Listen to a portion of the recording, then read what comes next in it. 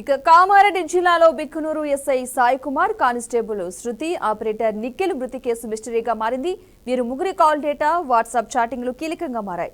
వారం రోజులుగా ముగ్గురు గంటల తరబడి ఫోన్లు మాట్లాడుకుని వాట్సాప్ చాటింగ్ చేసుకున్నారని పోలీసులు గుర్తించారు.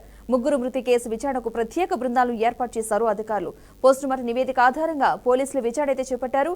ఇదే అంశానికి సంబంధించిన పూర్తి సమాచారాన్ని మా ప్రతినిధి ధనుంజయ్ అందిస్తారు. ధనుంజయ్.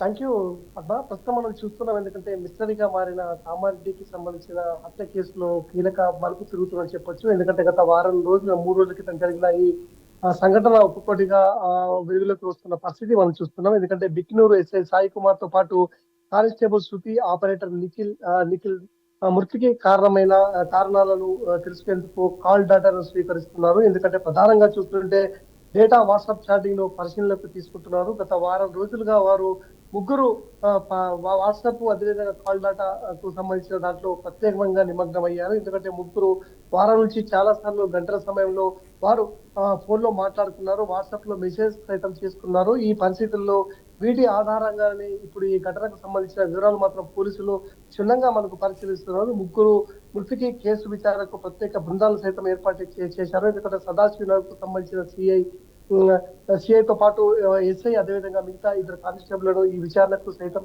నిమిత్తం చేశారు. ఎందుకంటే వడ్లూరు, ఎల్లారెడ్డి ప్రాంతంలో నిన్న జరిగిన సంఘటన ఈ రోజు రాష్ట్ర వ్యాప్తంగా పోలీసు వ్యవస్థనే కుదిపేసిందని చెప్పొచ్చు. ఎందుకంటే పోలీసు వ్యవస్థలో ఇలాంటి సంఘటన ఇప్పటివరకు చోటు చేసుకుందో, ఇలాంటి పరిస్థితుల్లో ఈ సంఘటన జరగడం పట్ల ప్రత్యేకంగా దీంతో విచారణ సైతం అప్పటి కామారెడ్డి ఎస్పీ శ్వేతారెడ్డి ఆదేశాలు జారీ చేశారు. ఎందుకంటే ఎలాంటి సమయంలో జరిగింది, ఎట్లా జరిగింది అనే కోణంలో సైతం పూర్తి స్థాయిలో విచారణ సైతం చేపడుతున్నారు.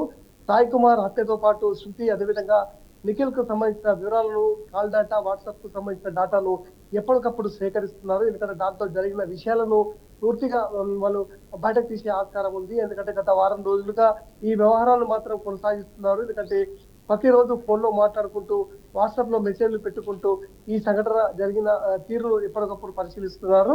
సో నిన్న జరిగిన సంఘటనతో ఒక్కసారిగా పోలీస్ శాఖలో ఒక భయానక వాతావరణం సైతం నెలకొంది. ఎందుకంటే ఎస్ఐ స్థాయిలో వ్యక్తి ఇలాంటి సంఘటన జరగడం, ఆత్మహత్యకు ప్రేరేపించడంపై పలు అనుమానాలు సైతం వ్యక్తం అవుతున్న సందర్భాలు మనం చూస్తున్నాం.